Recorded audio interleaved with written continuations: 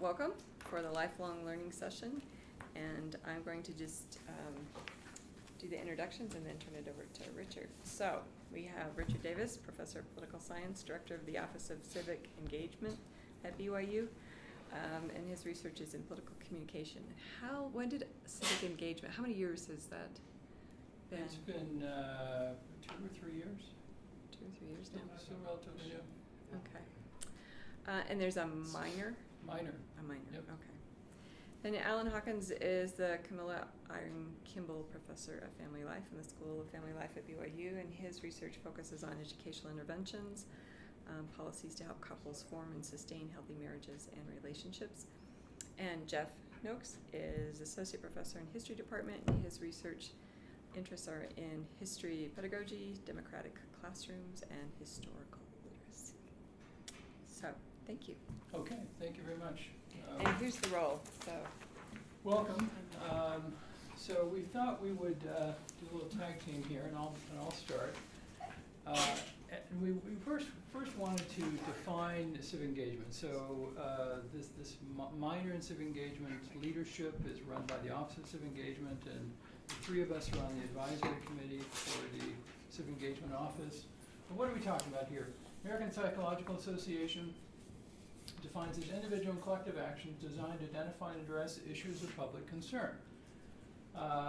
Civic engagement scholar Thomas Ehrlich, working to make a difference in the civic life of our communities and promoting the quality of life in a community through both political and non-political processes. So you might say, so what does that have to do with us as faculty? This is, as individuals maybe, but as faculty. Well,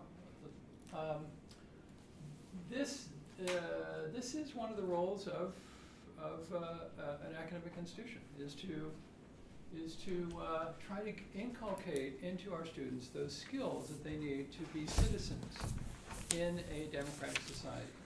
And that's why we're talking about lifelong learning, service at BYU, because we have an obligation, not both as Latter-day Saints, but just as citizens, to participate in the improvement of our communities. So what higher education institutions ought to do is to develop the combination of knowledge, skills, value, and motivation that will help our students to be good citizens, to be productive members of society, and to help improve the society in which they live.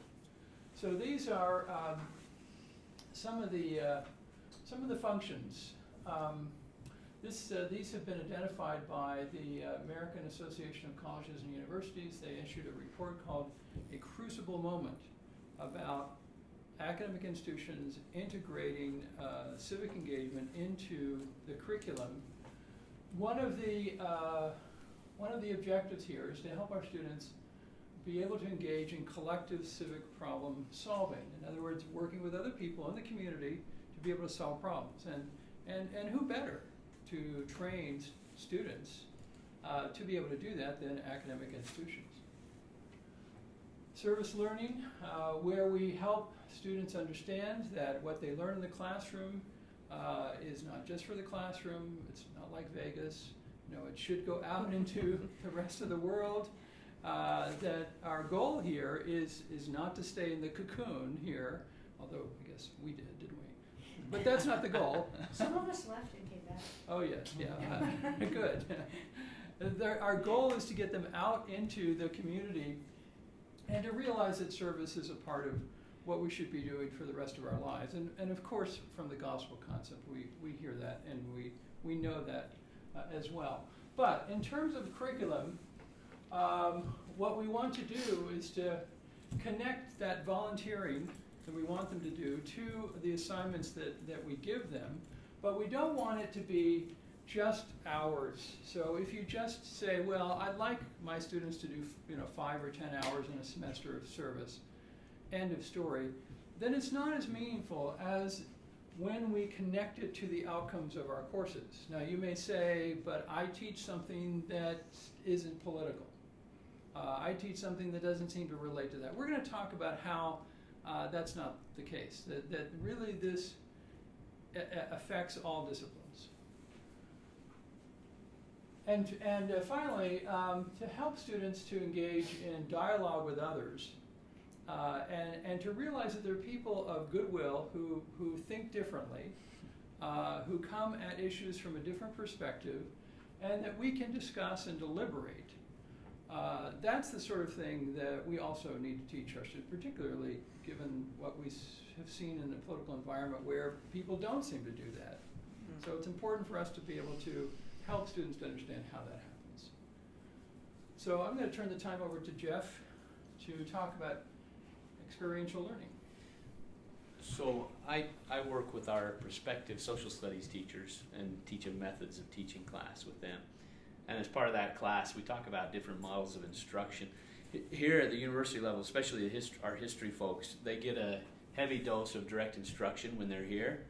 And every one of these different models has its advantages and disadvantages. So direct instruction is a very efficient way to get a lot of information across very quickly. But the disadvantage of direct instruction is it just doesn't stick very well. The students don't retain very much of what they receive through direct instruction. And so we talk about trying to integrate questioning, Socratic method, and cooperative learning activities, and inquiry, and cognitive apprenticeships, and experiential learning, and to find effective ways to integrate those so that students can learn more and can retain more. So I want to focus more on this experiential learning, because this is what President Worthen talked about this morning, and it's also service learning is just a great example of experiential learning. So Elder Bednar said, many of the lessons we are to learn in mortality can only be received through the things we experience and sometimes suffer. He taught. Should we keep that in when Yeah. we share with students? Yeah. There's no question. In the church, a lot of times we associate the experience with suffering. Like, these things shall give the experience. Right. You know, it really, there's kind of this association. But to me, it's the experience, whether it's suffering or joyful or whatever. The experience, there's learning to be had in the experience. God expects and trusts us to face temporary mortal adversity with His help, so we can learn what we need to learn and ultimately become what we are to become in eternity. Experience, if you think of the way the Lord teaches us, it's so much through experience. And so there's something to this model of instruction. I mentioned this quote. This is a great quote from Elder Maxwell from many years ago.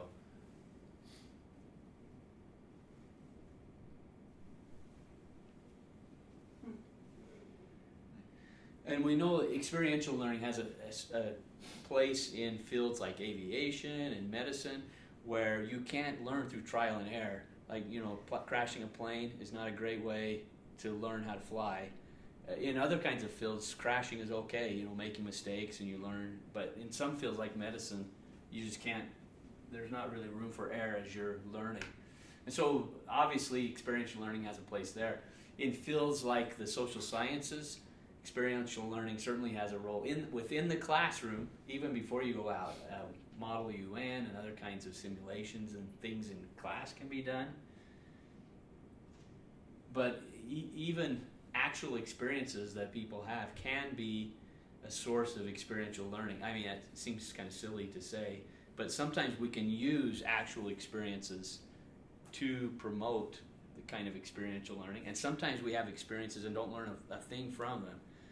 And I'll talk about that a little bit more. So, for example, when Obama was inaugurated, I bagged my lesson plan for a little while. We turned on the inauguration, we listened to him speak, and then we did a Socratic dialogue in class, and so I could model that method of teaching. Because to me, that experience, having that shared experience as a class, was worth more than what I was going to lecture on that day. I was teaching public schools when 9/11 happened. Same thing. When the second plane hit, my lesson plan was out the window. When the first plane hit, kids were begging, "Can we watch the news? Can we watch the news?" And I thought it was just an accident. So I said, "No, we've got work to do." But when the second plane hit, that's when I realized this is a life-changing day. And we watched the news and we reflected together as it was going on. This is designed more for my method students, but in the place of field trips, we have internships here where we get students out in the field and working, and we could do field trips too. And there's authentic problem solving. So this is a photo that comes from a school class that proposed a law to their representative, and that representative saw it through and got it written up into legal, the legally required language, and it ended up becoming a law, and these kids got to see the process from start to finish. And then of course there's service learning. All these things are experiential, or can be. But in order for it to be experiential learning, there's two components that you have to have. You have to have experience, and then what do you suppose is the second? Processing. What's that? Learning, processing. Yes, processing. Yeah, so there's got to be a chance to reflect and process and try to make sense of what you experienced. So for example, I'm a fan of paired placements in student teaching, where we put two student teachers together. They don't get the real teaching experience, but when you're a student teacher, you're so busy that you don't have time to process anything that's going on. It's just, one thing after another, and grading papers and planning tomorrow's lesson, then grading papers and planning the lesson. When you have a partner, at least while you're commuting, you're processing. Well, what happened today? What are we going to do with Jimmy tomorrow? And you can process a little bit about your experiences. So there's got to be an experience, there's got to be reflection for experiential learning to happen. And if you think again about the Lord's methods for teaching us, we have experiences, but then He also has built in opportunities for reflection. And so we're encouraged to pray where we can reflect on our blessings and experiences. We have the sacrament, which is a reflective time. We're encouraged to write in our journals, which is a reflective time. And I think this, from Elder Eyring's talk from a couple of years ago, really drives home that idea and the role of reflection in experiential learning. So I'll give you a minute to read that.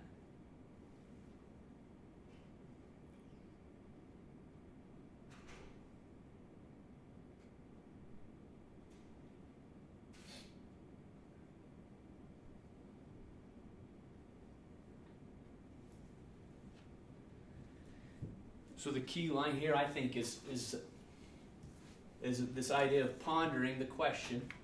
And I had not recognized in the busy moments of the day, sometimes we get so caught up in experience we don't take the time to reflect. So as teachers, when we build experiential learning into our classes, we also need to build in opportunities for reflection. And reflection can look like writing, it can be discussions, it can be digital discussion boards. There's lots of different ways that you could set up that reflection. Why experiential learning? What's the rationale? Well, the advantage of experiential learning is that it is memorable. And so some educational researchers talk about post-holing, where they say every once in a while you got to sink a post hole in the ground so that there's something that they can anchor. This in-depth experience becomes an anchor then for other areas of learning, and they associate these other things that they learned with that experience. The authenticity of it is another rationale for this. It's very motivational for students because it's authentic. So if we have students writing a policy brief, for example, why is spelling important? It's not because the professor is going to mark your grade down if you misspell the word. It creates an authentic kind of reason for doing what they do. And it's the same with the audience. Very often when we have students out in the field doing real problem solving, they'll make a proposal to city council, for example, and the assessment comes not from the professor necessarily, but from the city council, who says, okay, yeah, we'll allow you to do that project. So, what questions, before we're going to switch back to service learning a little more. Alan's going to give some examples. Do any of you have questions about this idea of experiential learning that I've been talking about? So what kinds of things do you do to promote reflection? That doesn't, that promotes reflection, but it doesn't require a lot of grading? Yeah. How do you? So one thing I do is the main field experience or experiential learning that I do with my method students is them out in the classrooms. So they have a practicum where they're out in the schools, and then they come back in for my methods class. And so I'll usually start class with 4 or 5 just questions that I want them to talk over with other people. And to me, sure, I'm not able to give a grade to that reflection, but it doesn't, when it's authentic, it doesn't matter as much, because they want to talk about the experiences. At least this is my experience. They want to talk about it. It's real. It's not a school thing anymore. It's a real. So they'll do it just because they They- benefit from it, not because they have to be graded on it or something like that. Yeah, and they want it. They want to talk about what discipline issues did you see in your class today, or how were the minority kids treated in your classroom, or were there differences between the way the teacher interacted with the male and female students, or they like to talk about those kinds of things. They like to pay attention. I've wondered about this a little bit. I know Jake was one who got me into this, was using digital dialogue on a learning suite too. And I find that in classes that, students will write something in that they would never bring up in class or say in class, and so you get a lot more, and even though they know other people in the class are reading it, for some reason they're more comfortable Interesting. That's the world they grew up in. participating in digital dialogue. Yeah, but they wouldn't say it in class. But it gives me a much better idea of what they are processing or what they are thinking. But it's Interesting. It's not my world yet. well, I'm learning that world. Yeah. But I find that the students really respond to Yeah. it, and so I have to learn it. I think. Yeah, the idea of the postal is kind of an anchor to these other things, solidify. I thought that was really interesting, and I guess maybe correct me. And this is maybe a more general question about the experiential and civic engagement. I've seen them to this point as a tool to have as a pedagogical tool to learn specific things, and often, especially in sociology, there are a few real tangible skills that they're learning, and so that's a way to kind of say, hey, maybe this is a bridge to a job, or this is a way to get some skills that are related to this content. And then President Worthen, what he said this morning, the way I understood that was, well, our job isn't to prepare somebody for the first job, it's their last job, and maybe I'm overdoing interpreting that. And I just wondered, am I wrong to think about what the goal of experiential learning is, civic engagement? Is it kind of what President Worthen was saying, that you're learning a way of being by doing these things, and is it then maybe also a way to learn a few specific things, and is the real value in solidifying a few things that they've learned in the classroom, or is it much broader? Is this how you're thinking about it? It's much broader in terms of you're learning how to live by doing this. Yeah. So Richard's, one of his slides showed that we're building knowledge, skills, values, motivation. Values and motivation, dispositions, and how do we assess those? Right. Like, you don't really assess them in a school kind of assessment. They're assessed on those things, but they're assessed on them in life rather than in school. And so, sure, I think when students go out and we do a lot, urban planning is one of the areas where there's a lot of civic engagement stuff. And they go out and they take the knowledge that they've built up in that class and they put it right into practice along with skills, and they're developing those dispositions that are going to help them be successful in career. Does that kind of get at your question? Yeah. Yeah. Well, let me give some examples of integrating this into curriculum. In fact, Jake's is first on the list there. So these actually came from the faculty civic engagement curriculum workshop that we had last fall. It was the second time we did it, and I think we'll do it again this fall. What we did is gather for two Fridays, faculty together, and we talked about their syllabi and how they could integrate some kind of a civic engagement, service learning component into it. And these are just 4 examples from that group. And I give you a variety of disciplines here to show that it's not just political science or urban planning. It's really broad. So in sociology, Jake, you want to take 30 seconds? Yeah, so they try to connect what they're learning in the class to the needs right here in Provo and the community. I think the refugee thing has helped a lot now, people to see the connection, but they can't just do the volunteering. They have to delegate. They have to have somebody who meets with the organization, understands the bigger picture, understands there's no neo-colonial approach where a few volunteers are going to solve their problems. And then they have to really reflect on that. They have to present on it. And it's really only a 5-minute talk that they give to the class, and then a bullet point memo And so all those things, they're learning lots of skills. And yeah, it was good. There were some kinks we got to work out with the first test run, but I was glad. And we're going to keep it. And we do something like that in the upper division class too. Good, good. So here's another example this is from an art history class, Women in Art. So the students actually create a Wikipedia entry. So they're connecting what they're learning in class to the public sphere, to put it out there in Wikipedia. So talk about spelling, yeah. So political science, which is admittedly more of a natural here. Adam Dines has students volunteer for a campaign when he teaches the course in the fall. Or if he's teaching in the winter, then he has them take an issue through the legislature. So it could be a set of bills that they're following through the legislature. In English, they volunteer for an organization, and then they study the rhetoric that organization uses. It's just a variety of possibilities here in anthropology, in history, in communications, I mean across the board here. And I want to give some time to Alan to talk about what he does.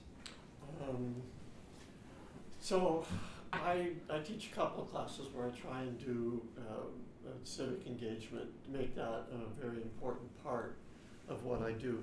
I teach a class on family life education that is the educational counterpart to what you might think about as therapy, clinical work, marriage and family therapy, but in a more preventative way. Teaching, helping people to learn knowledge and skills that can help them to strengthen their family life. An original approach to it was more of a textbook kind of a thing, and then have students do artificial projects where they would create their own curriculum, recruit a few friends to come and participate in their family life education program and that sort of thing. And I just wasn't that satisfied with it, and so I took advantage of some things I knew about. And so now I have the students train in a curriculum that I can train them in a marriage and relationship enhancement curriculum, one of the very best out there, well researched. I train them in that, and then I put them out there in front of live bullets. There are classes in the communities that we arrange, and they go teach them. They don't teach the full curriculum, it takes too long, and we just do it in kind of a 4-week thing. But this engages them because they're actually out there in the community with real people teaching some things. What they also see from that is that family life education is something real. It's not just a textbook concept. It's out there. It's real. People take it. People value it, and it's something that they could be involved with. And I also try to teach them how they could be involved with it when they graduate, not just how to do it. One of the things I would mention about that is one of the reasons I can do that is because I have because I'm involved civically in some things. So there is a in statute commission here in Utah, the Utah Marriage Commission, and we have funds to support these kinds of community educational services out there, and we have quite a few going here in Utah County, and particularly targeting more at-risk families. We work with community organizations that kind of have that kind of clientele, and we try to get these programs out to them. And because I'm involved with that, I'm able to then help my students get involved with offering these kinds of things. And so there's that component to it. Your own involvement, civic engagement, I think is something that's valuable for them to see and can open up doors for the students. I've also taught in the past a family public policy class, though demand for that has been so low the last couple of years that we haven't taught it. It's a real concern. Last time I taught it, there were 3 students in it, and so they're not letting me teach it recently. Maybe it'll pick up. We'll try again. I'll take it from you. Okay. Mhm. You know, So and there's maybe, one. We're up to 4, right? maybe that's what we need to do, get social and family and social Yeah. work together Oh, or yeah. something. You should Fine. talk to Kathy Eden about that problem. I'm sure she could give you some solutions. Yeah. We actually may have civic engagement minors who would like to take it now. Yeah, Since so we've got the minor. it's probably time for me to argue to bring it back. I would do the class during winter semester when the Utah State Legislature is in session.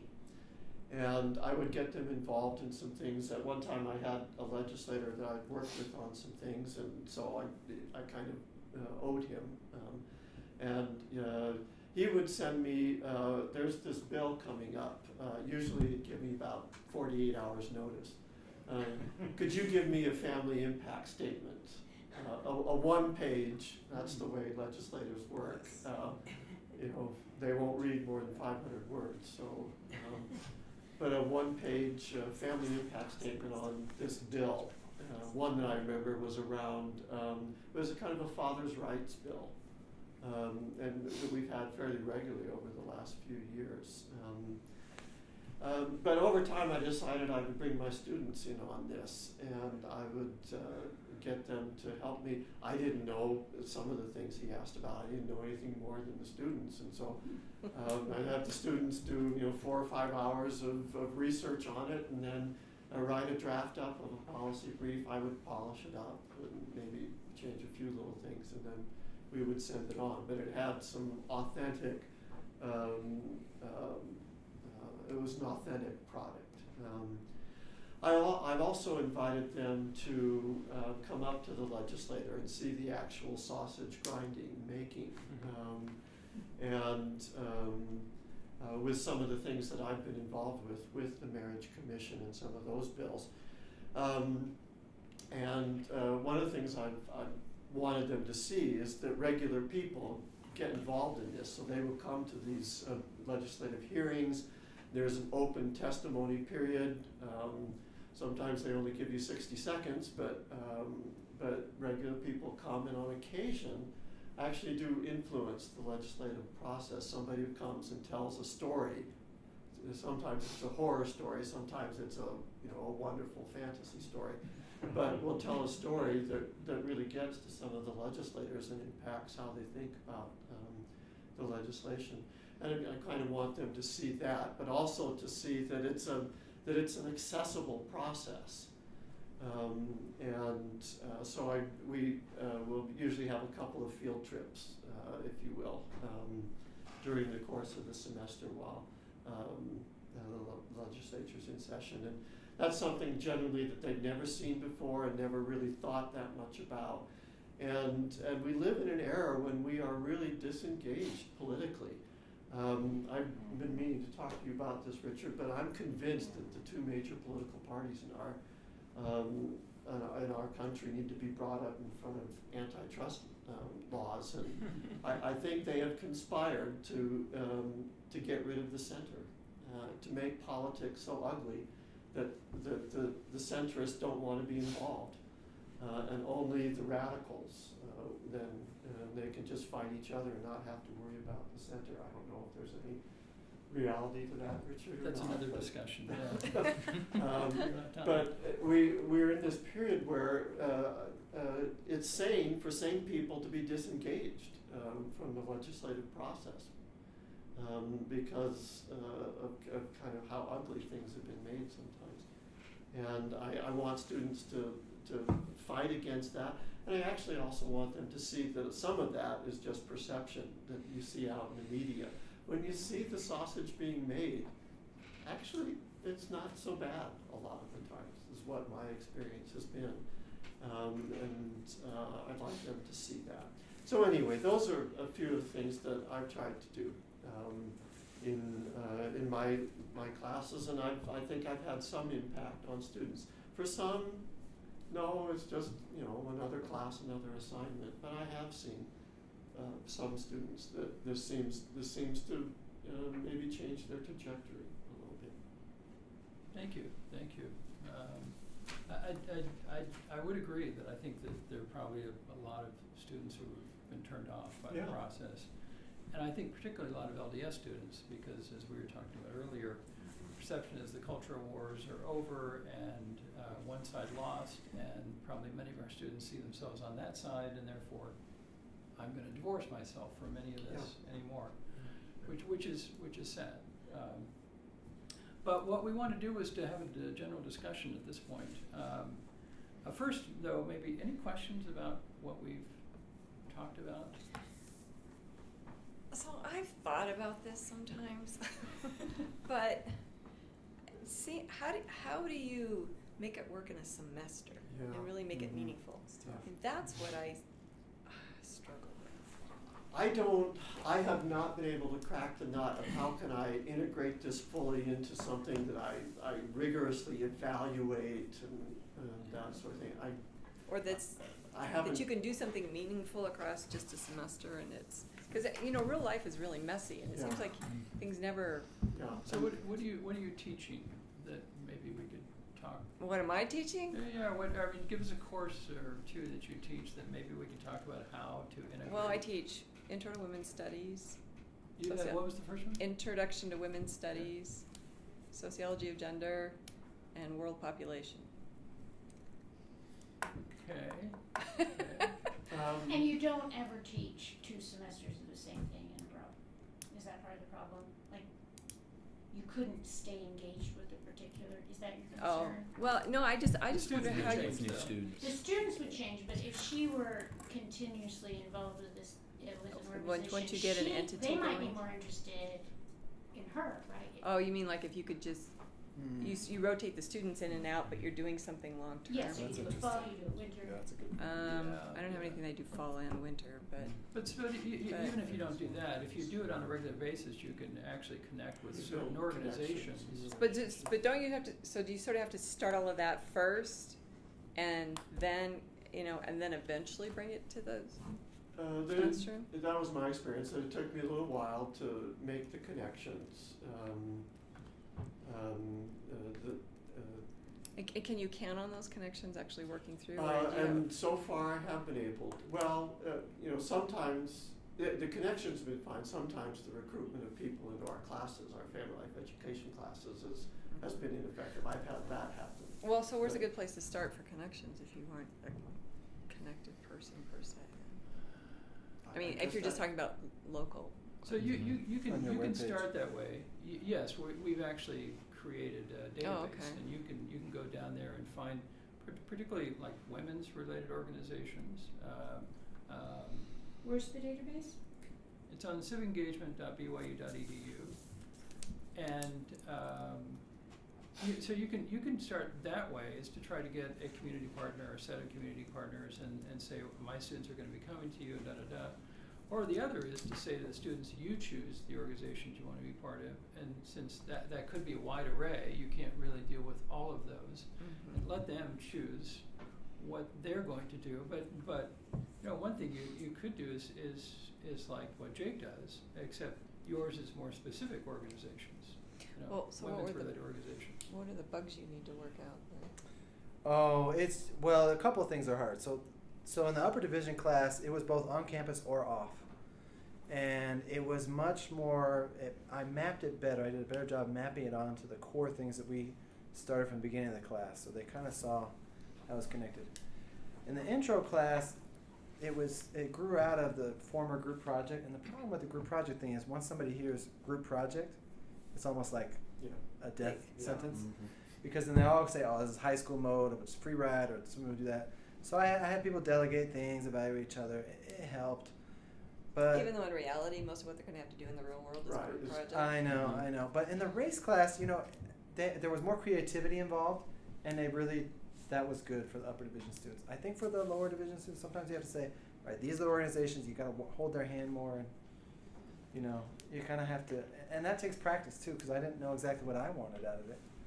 But now that I do, I think it's fine to learn and grow. So it's okay to each just semester. be messy for a few semesters. Yeah, to yeah, I don't it is. figure it think out. it's fine. If you want, Yeah. if your intent is to do something in terms of some change in the community, probably not an individual class doing that.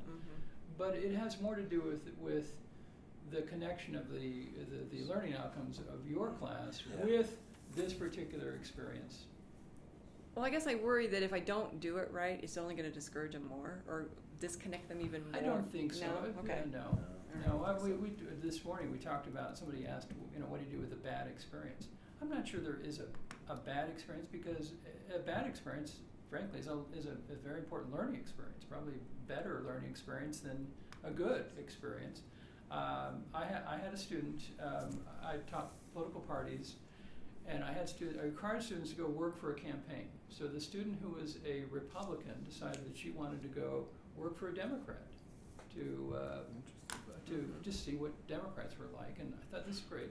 And so she went and talked to a candidate in Provo who was Democrat, who was running, and the candidate went through a list of issue positions. What do you think about this? What do you think about this? and of course she failed because she's a Republican, and the candidate said, I don't want you working for me. Mm-hmm. I mean, even though the student was willing to volunteer and put away all of that, the candidate wasn't willing to do that. So it was sort of a bad experience in the sense that she, didn't get to work for this candidate. But it was a good experience in the sense that I could have talked about ideological polarization for a long time, and she would not have gotten it as much as she got it right there in that experience.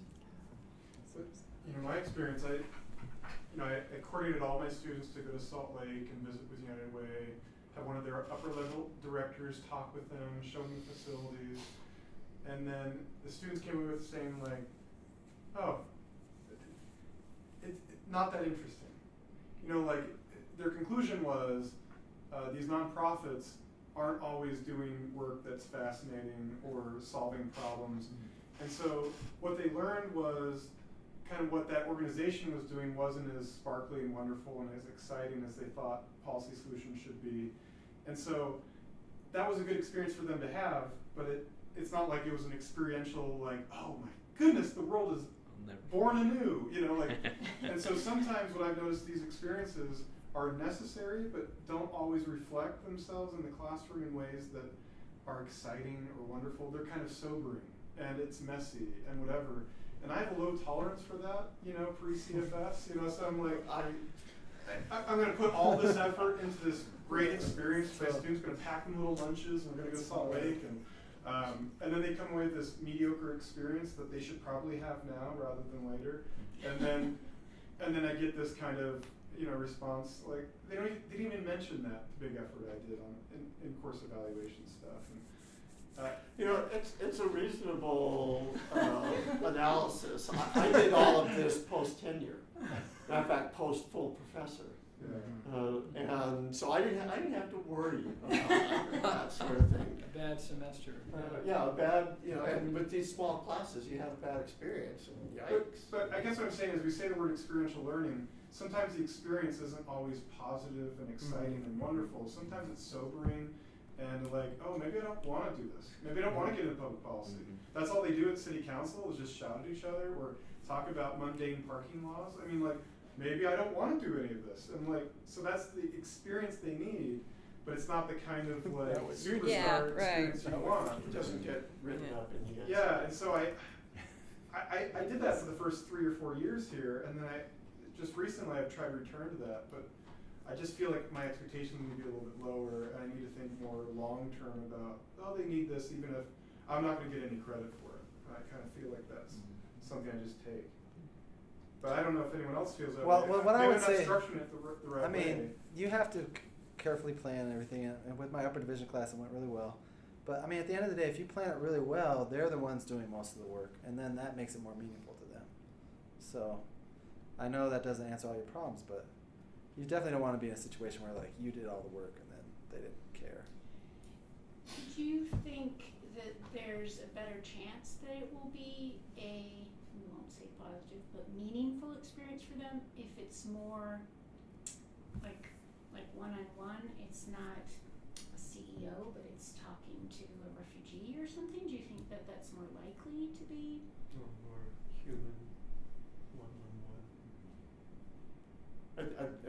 When I think about my students in my family life education class, and that's what they like the most. They get to meet these couples who come for 4 weeks and learn a little bit about, they develop a little bit of a relationship there and feel a connection. so they're not really, I mean, yeah, we're doing it for Head Start parents, but Head Start is kind of in the background there. Right. It's these people that I connected with. Right.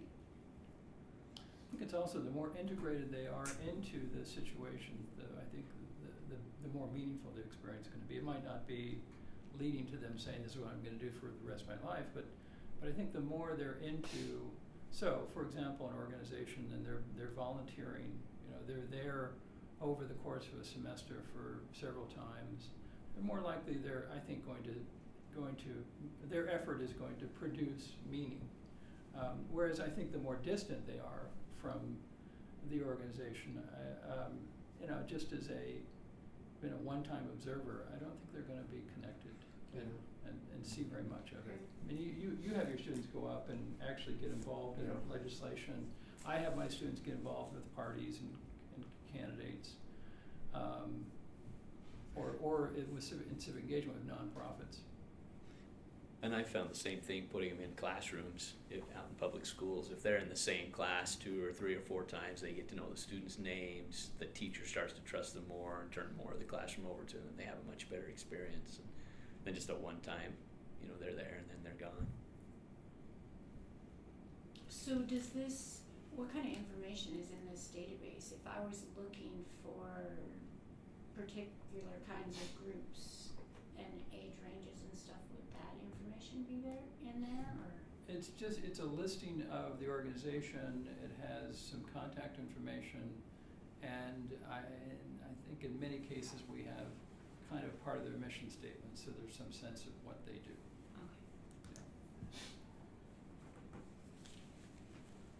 Others, anybody do things like Ben does, or Jeff, or Alan in your classes at this point?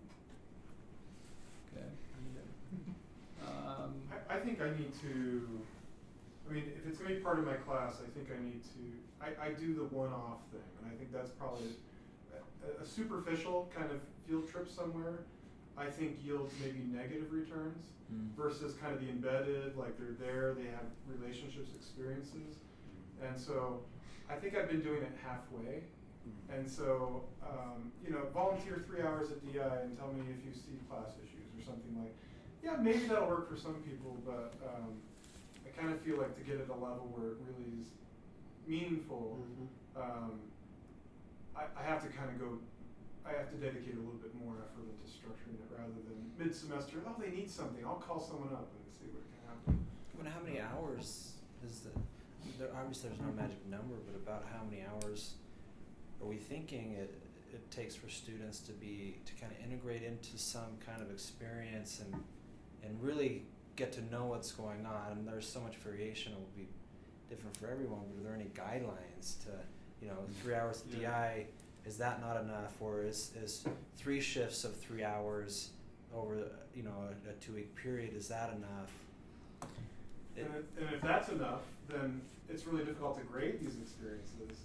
You're eating up a lot of class time that you could be evaluating their performance in other ways. But I think there's a difficult trade-off. Yeah, the assessment is really tricky. But your disciplines might have a little more leeway in that because that's exactly what they need to be doing. Maybe public policy or political environment or something, family policy, but something as fluffy as a sociology class, like intro level. You may not have, but if you have, and this. We cover 7 topics. It's like there's no way that you can cater an experience that covers a quarter of the class. If it's inequality It's at a DI, survey. you have a set number of theories or conceptual orientations about inequality that they could use to frame their experiences, and there'd be ways to evaluate some product that would be an academic product. It wouldn't necessarily be evaluating the quality of their experience, but it would evaluate their ability to interpret and incorporate that. In terms of the fence post thing, it would serve that component fairly well, I think. But in that case, it's more of a data gathering Yeah. experience almost, rather than a. Well, it's like participant observation. Yeah. Other Sorry, concerns? just stretching. I mean, have any of you been a personal model in certain terms of engagement to things that you do that then, you can then take into the classroom? And I'm not suggesting that you do it in a way that says, I'm involved in this particular issue on this side and therefore you need to be as well. I'm not talking about that, but just, one thing that students need is a model. To say, you should go out and make a difference in the community, but I don't do it, doesn't really sell very well. But if you say, I actually do, and these are the ways I do, then then I think it's more convincing to students. So does anybody already kind of do that in your personal life, but don't really? Well, I introduce mean, I students? share some things I do, but I try to highlight more of the guest people that I come bring in and other examples. And and showing how like you being Mormon should animate you being engaged. And so I try to bring in some examples. I mean, Hattie Soyle, whose husband goes back to Thomas Jefferson, but who's black, and who was in the civil rights movement, and they were selling the rotten meat in the stores, and she would pick it, and her grandmother was a slave, and now she has grandchildren, she's alive and well. And then the students start to see that, oh wow, these are ordinary people that were in the civil rights movement. They weren't always people on TV. And so I try to give them a lot of different examples. I mean, I do some civil rights consulting on fair lending stuff that some of it's gotten in the papers before, but I try not to make it about me, just try about their values, like you should get engaged. Right. But I think that is good though. You do have to show them examples. There are some challenges with that because you don't want to, again, go too far in the sense that you're proselytizing. You don't want to do that. Yeah. But you do want to show that you are walking the talk there as well. And getting back to the question that Lance, right? Yeah. About how much value do you put on these things? It probably means that something in the curriculum goes, something that you do right now, because it's not really possible to add on. This is something that you kind of have to prioritize. Right. How important is this versus something else I already do that is a classroom experience that I grade and assess.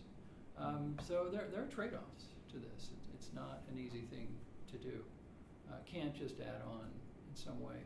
When I have students do, I tell them that they have to do at least 20 hours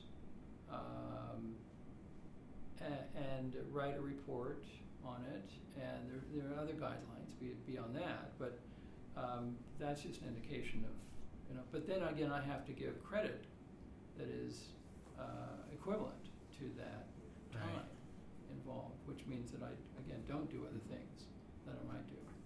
It might be part of a paper that goes, or an essay or something like that.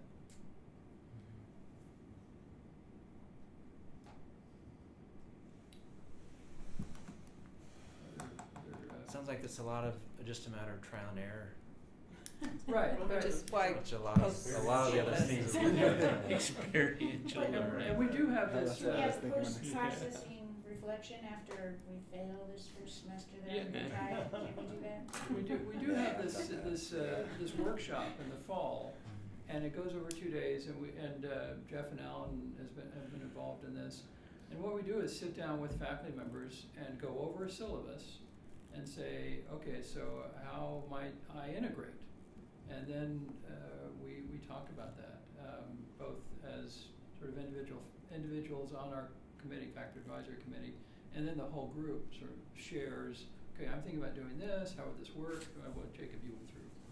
Yeah, and I learned a lot from doing it. And just the students, they were like, yeah, like we all, like when we're done, we want to share how we went to these 2 clubs and got them together, and then we want to share it on social media. So they thought of like digital media and all these other things I didn't think about, how to multiply the impact. By the way, I think that's a valuable point to make. When we say getting involved in the community, us old folks. It's not just knocking doors. But community means so much out there. Yeah. I mean, and there's a lot that can be done. Well, and that's why for me it's kind of like I don't have that kind of savvy. You know, and so I don't think of those kinds of things, nor do I know how to set it up or to encourage students to do it, kind of. So there's gonna be a big steep learning Yeah. curve, Just- you know. I've have them. occasionally gotten some help from teaching assistants that way. Does And the they would Center say, oh, you should do this. Center for What's that? Teaching and Yeah. Learning, Yeah. can they help you set up with digital dialogues? I don't know, I just come things? talk to Jake. I think they'll help you set up digital dialogues, but I don't know about setting up something like a Facebook page or something. You know, or people who blog, have students go on and blog about something or what. Yeah, I do some things like that. That But is- some of or s- those aren't particularly meaningful. Right. In Yeah. fact, they can Yeah. actually be counterproductive, Yeah. because that last goal Yeah. there about teaching dialogue Yeah, that doesn't can necessarily go out happen the window. online. Mhm. Yeah. Or it's not the kind of dialogue that's productive. Which There's is a lot of another dialogue problem. online Com- that Some Comments. students did succeed though, but they obviously had a relationship with the people they were having a dialogue with. And that Yeah. makes a huge difference, yeah. Yeah. Well, thank you, Wow. thank you. Thank you. Thank you Very very Well, much. everyone- So, Richard, when is this workshop again? It will be October, November, we don't have dates yet. But it's Just Friday lunches. You do it couple once a Friday lunches. semester? Or Yeah, once a year. Once a year? In Yeah, fall. in the Oh, fall. so it's,